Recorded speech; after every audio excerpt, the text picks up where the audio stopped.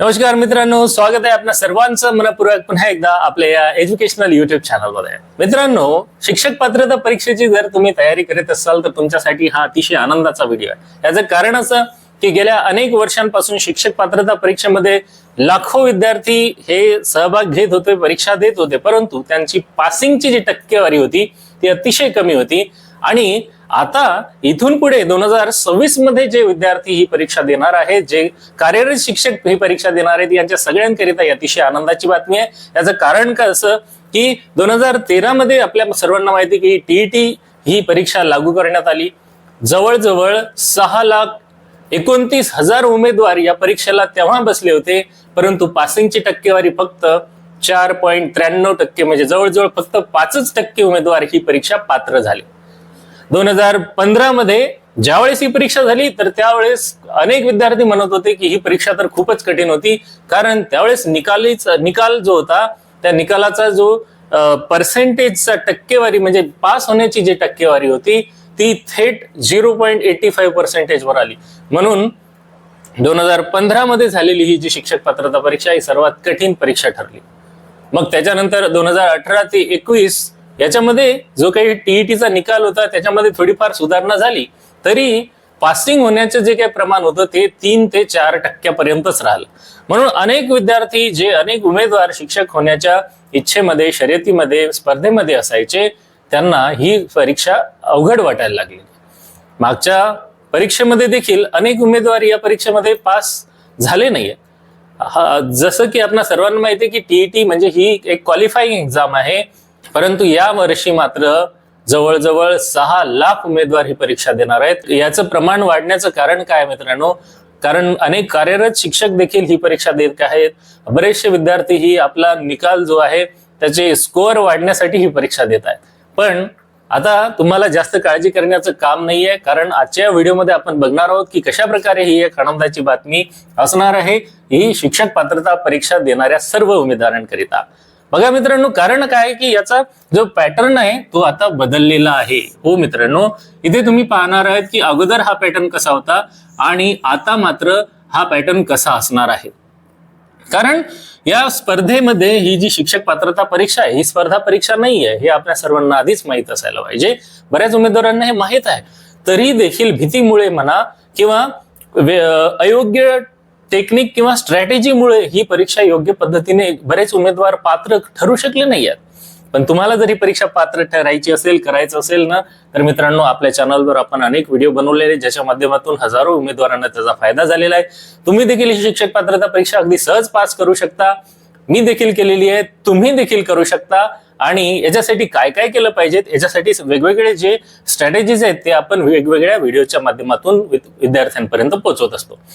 तुम्ही जर आपल्या चॅनलला सबस्क्राईब अद्याप केलेलं नसेल तर आताच चॅनलला सबस्क्राईब करून घ्या, जेणेकरून आपल्या सर्वांना या सगळ्या गोष्टींची माहिती मिळत जाईल, महत्त्वपूर्ण अपडेट्स मिळत जातील। तसेच पवित्र पोर्टल, शिक्षक भरती आणि केंद्रीय शिक्षक पात्रता परीक्षा यांची देखील अपडेट मिळत जाईल। चला तर मग जाणून घेऊया की कशा प्रकारे हा पॅटर्न बदललेला आहे। अगोदर काय होतं मित्रांनो की पाठांतरावर जास्त फोकस होता आणि आता मात्र केवळ पाठांतरावर फोकस न राहता आता उमेदवारांना आपल्या बुद्धीचाच कस लावावा लागणार आहे आणि ही परीक्षा पास करता येणार आहे। आधी कसं होतं मित्रांनो, बघा आता यामध्ये आपण डिटेल माहिती जाणून घेऊया। ही परीक्षा जी आहे ना ही अनेक उमेदवारांकरिता आपल्या आयुष्याचा टर्निंग पॉइंट आहे मित्रांनो। याच्यात ही पात्रता परीक्षा जर पास झाले तरच आपल्याला पुढची शिक्षक अभियोग्यता आणि बुद्धिमत्ता चाचणी देता येणार आहे। त्यामुळे हा बदल नक्की जाणून घ्या मित्रांनो, व्हिडिओला इग्नोर करू नका। आणि आता व्हिडिओला तुम्ही जर लाईक केलेलं नसेल तर व्हिडिओला लाईक देखील नक्की करा। बघा, अगोदर आतापर्यंतच्या परीक्षेमध्ये केवळ पुस्तकी ज्ञानावर आधारितच बरेचसे प्रश्न विचारले जात होते आणि केवळ ते पुस्तकी ज्ञान म्हणजे जो काही अभ्यासक्रम आहे त्या परीक्षेचा, तो अभ्यासक्रम देखील आपण व्हिडिओच्या माध्यमातून सांगितलेला आहे। जर तुम्हाला परत पाहिजे असेल तर आपण त्यासाठी नवीन व्हिडिओ देखील घेऊया।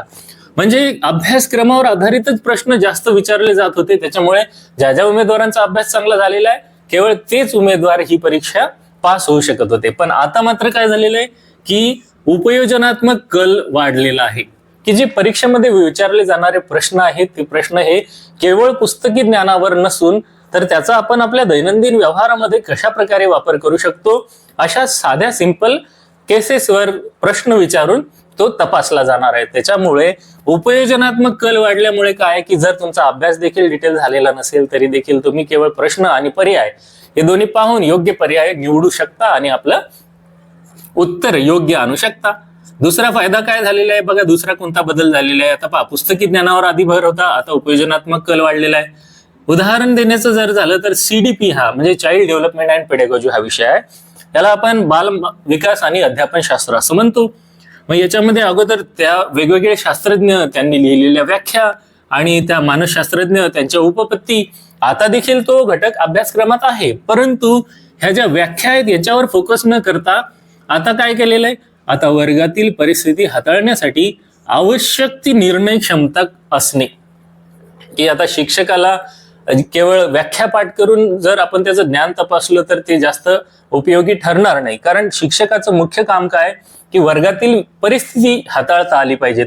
मग त्या परिस्थितीला हाताळता येण्यासाठी त्याच्या अंगी काही विशिष्ट क्षमता असल्या पाहिजेत, त्याला विविध कौशल्याचं ज्ञान असलं पाहिजे आणि त्याची बुद्धी ही चौकस आणि प्रसंगावधान राखणारी असली पाहिजे. तर अशा घटकांवर आधारित प्रश्न विचारण्याची जी संख्या आहे ती जास्त केली गेली असल्यामुळे काय होते की उपयोजनात्मक प्रश्नाचा दर्जा आहे, केवळ पाठांतरावर भर नाहीये.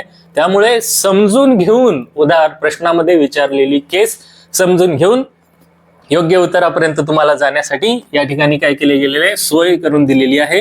त्यामुळे तुम्ही अभ्यास कमी असेल तरी देखील ही परीक्षा सहजपणे पात्र होऊ शकता. मित्रांनो, त्यानंतरचा मुद्दा बघा या ठिकाणी की परीक्षेमध्ये काय काय विषय होते. भाषा 1, भाषा 2, त्याच्यानंतर गणित होतं, त्याच्यानंतर परिसर अभ्यास आहे आणि सामान्य ज्ञान. अशा प्रकारचे पेपर 1 साठी, पेपर 2 साठी भाषा 1, भाषा 2, त्याचबरोबर CDP ज्याला आपण बाल विकास आणि अध्यापन शास्त्र म्हणतो, आणि तसेच गणित आणि विज्ञान किंवा सामाजिक शास्त्र असे 60-60 गुणाचे 2 अभ्यासक्रम या ठिकाणी.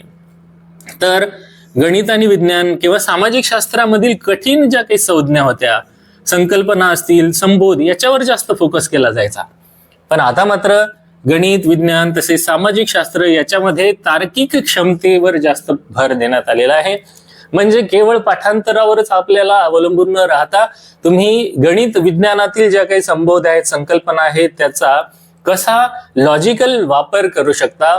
आपल्या जे काही शिक्षणाची अध्यापनाची परीक्षा, अध्यापनाची ही जी प्रक्रिया असते या प्रक्रियेमध्ये त्याचा वापर कसा करू शकता हे त्या शिक्षकाला त्या ठिकाणी तपासलं जाणार आहे. म्हणजे एक प्रॉपर शिक्षक हा कसा असतो, कशा प्रकारे तो निर्णयक्षम झाला पाहिजे, त्याच्या अंगी कोणते गुण असले पाहिजेत, त्याचं व्यक्तिमत्व कसं असलं पाहिजे, त्याला आशय ज्ञान तर असलं पाहिजे, विषय ज्ञान असलं पाहिजे, पण त्याचा वापर देखील करता आला पाहिजे. अशा प्रकारची एक सिस्टीम यामध्ये डेव्हलप केली गेली आहे मित्रांनो. आणि प्रश्नांच्या स्वरूपामध्ये काही बारकांवर फोकस केलेलं आहे. जसं की पहा इथे संकल्पनामध्ये काय की पाठांतरापेक्षा विषयाची मूळ संकल्पना समजून घेण्यावर फोकस केला जाणार आहे. केवळ पाठांतर का नाही, तर विषयाची मूळ संकल्पना त्यांना माहीत असेल अशा प्रकारचं ज्ञान तपासलं जाणार आहे. त्याच्यानंतर दुसरा मुद्दा आहे वेळेचं नियोजन. आता इथे वेळेचं नियोजन कसं पहा ना, पहिले काय तुम्हाला माहिती का, प्रश्न खूप मोठे आणि विश्लेषणात्मक होते, त्याच्यामुळे वेळ हा लवकर निघून जायचा आणि वेळेमध्ये पेपर सोडवणं खूप चॅलेंजिंग होतं. मग आता अशा प्रकारचे जे काही प्रश्न असतील वेळ खाऊ, त्या प्रश्नांचं देखील प्रमाण कमी देखील होताना या ठिकाणी दिसत आहे. आता परीक्षेची तिसरी जी मुद्दा आहे तो काठिण्य पातळी काय होती. काठिण्य पातळी जसं की प्राथमिक पेपर 1 आणि उच्च प्राथमिकला पेपर 2 असते. 1ली ते 5वी आणि 6वी ते 8वी या दोन्ही स्तरावर प्रश्नांची व्याप्ती आता वाढवण्यात आलेली आहे. म्हणजे इथे 1ली ते 5वी तसेच 6वी ते 8वी अशा प्रकारची प्रश्नांची व्याप्ती वाढलेली आहे. आलं का लक्षात. मग आता प्रश्नांची व्याप्ती वाढलेली आहे म्हणजे तुम्हाला विषय ज्ञान देखील असणं आवश्यक आहे. असं नाही की आपण केवळ मनाने पेपर सोडवला आणि आपण पास होऊन जाणार आहे, तर असं अजिबात नाही मित्रांनो. विषय ज्ञान असणं आवश्यक आहे आणि इथे गुण सुधारण्यावर भर दिलेला आहे. आता पहा ना, अनेक जुन्या जे पात्र उमेदवार आहेत हे काय तर ही परीक्षेमध्ये कशाला सहभागी होतात, कारण त्यांना मागच्या परीक्षेमध्ये थोडे कमी गुण मिळालेले आहेत, पण ते आणखीन जास्त गुण मिळावेत या उद्देशाने परीक्षा देत आहेत. त्यामुळे अनेक उमेदवार, जवळजवळ नव्हे तर 6 लाख पेक्षा जास्त उमेदवार या स्पर्धेमध्ये आता उतरलेले आहेत. आणि मित्रांनो, ही स्पर्धा परीक्षा नाहीये हे आपण लक्षात ठेवायचं आहे.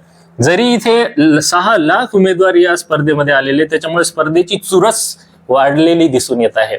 हे सगळं जरी असेल तरी काय की इथे या 6 लाख उमेदवारांचा हा जो महासंग्राम आहे त्यामध्ये केवळ अभ्यासातील सखोलता असलेल्यांनाच संधी मिळणार आहे असं आपण म्हणू शकतो.